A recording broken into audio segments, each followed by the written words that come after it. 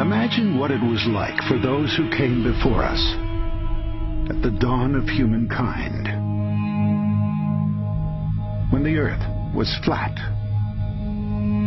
when the moon and sun were our mother and father, and when the stars were just pinholes in the curtain of the sky.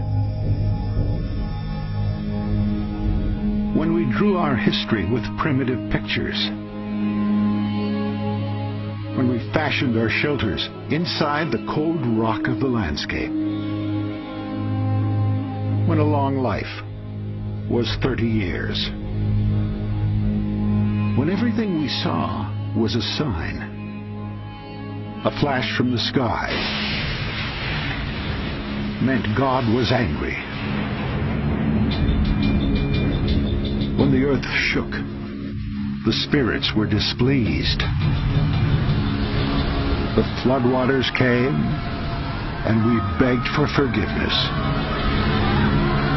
The volcano erupted, and we appeased it with sacrifices. We suffered sickness and disease, and we called it a curse.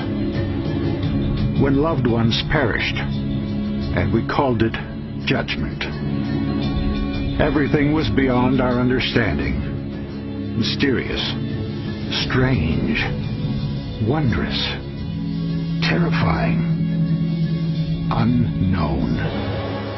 Yet somehow we believed that we were the center of all things. And then we began to see our world with new eyes.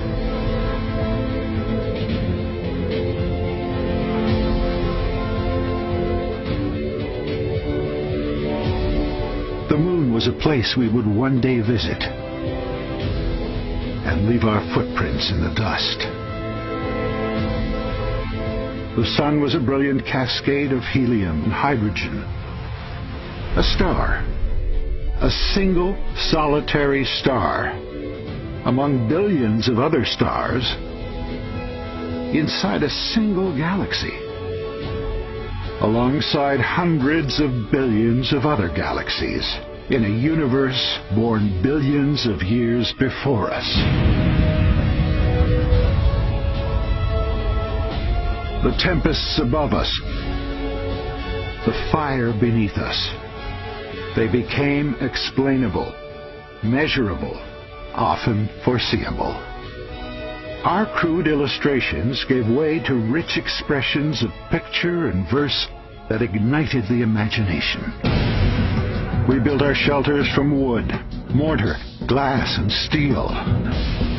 We discovered living worlds beyond the naked eye, and we inhabited that world to understand and begin to conquer sickness and disease.